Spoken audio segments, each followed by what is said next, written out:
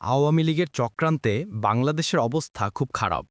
আওয়ামী লীগ আবার কি করেছে? শেখ হাসিনা তো দেশে নাই। গুইমারার বাজারের ধ্বংসযজ্ঞ কেবল কয়েকটি দোকান বা বাড়িঘর পুড়িয়ে দেয়নি, পুড়িয়ে দিয়েছে দুই সম্প্রদায়ের বহু বছরের বিশ্বাস ও বাসস্থানের মেলবন্ধন।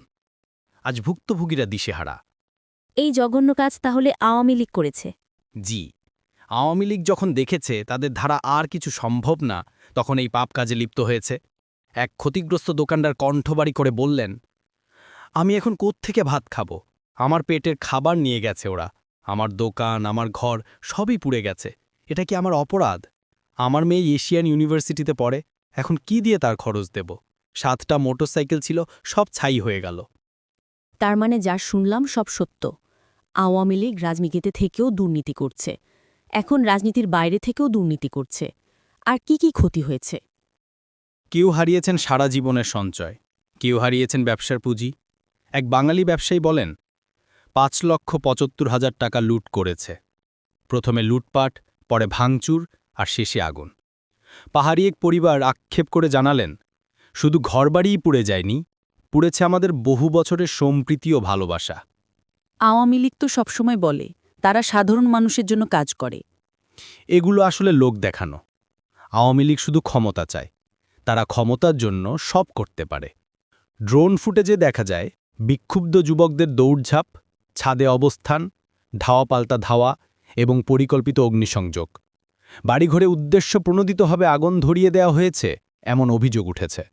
ভুক্তভোগীরা বলছেন, ঘটনার পেছনে ছিল একটি সাজানো ষড়যন্ত্র, যা কেবল সম্পত্তিই ধ্বংস করেনি, বরং দীর্ঘদিনের বাসস্থানকেও প্রশ্নের মুখে ঠেলে দিয়েছে।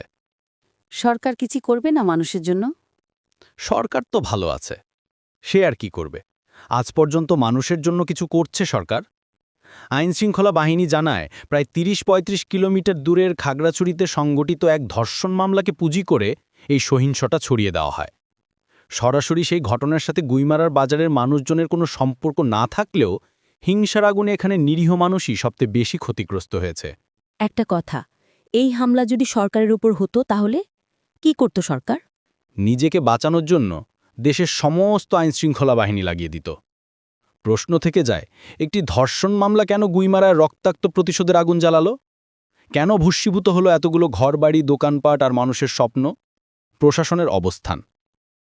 স্থানীয় প্রশাসন ও সেনাবাহিনী দাবি করেছে, কিছু মহল পরিকল্পিতভাবে পাহাড়ি বাঙালি সম্পর্ক নষ্ট করতে এবং এলাকাকে অস্থিতিশীল করতেই সহিংসতা ঘটিয়েছে।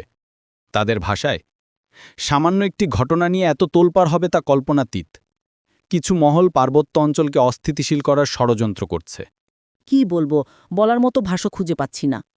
ভুক্তভোগীদের দাবি, ক্ষতিগ্রস্তরা দাবি করছেন, প্রকৃত অপরাধীদের গ্রেফতার ও দৃষ্টান্তমূলক শাস্তি, সরকারি সহায়তা ও পুনর্বাসন, সম্প্রীতি পুনর্গঠনে কার্যকর পদক্ষেপ। এই কাজগুলো দ্রুত করা উচিত। ঠিক বলেছেন। একজন হতাশাগ্রস্ত মানুষ বললেন, আমরা এতদিন পাশাপাশি থেকেছি, ব্যবসা করেছি, সংসার সাজিয়েছি। এখন প্রশ্ন, আবার কি সেই সম্প্রীতি ফিরবে, নাকি আমরা চিরকাল ভাঙা সম্পর্ক নিয়েই বাঁচব? রাজনৈতিক অভিযোগ। স্থানীয়রা অনেকেই অভিযোগ তুলেছেন এই ঘটনার পেছনে রাজনৈতিক স্বার্থ জড়িত। কেউ কেউ সরাসরি বলেছেন এই ঘটনার পেছনে আওয়ামী লীগ ও শেখ হাসিনার হাত রয়েছে। বলার মতো আমার কাছে কিছু নেই। গুইমারার বাজারের ধ্বংসযজ্ঞ কেবল কয়েকটি দোকান বা বাড়িঘর পুড়িয়ে দেয়নি, পুড়িয়ে দিয়েছে দুই সম্প্রদায়ের বহু বছরের বিশ্বাস ও বাসস্থানের মেলবন্ধন। আজ ভুক্তভোগীরা দিশেহারা।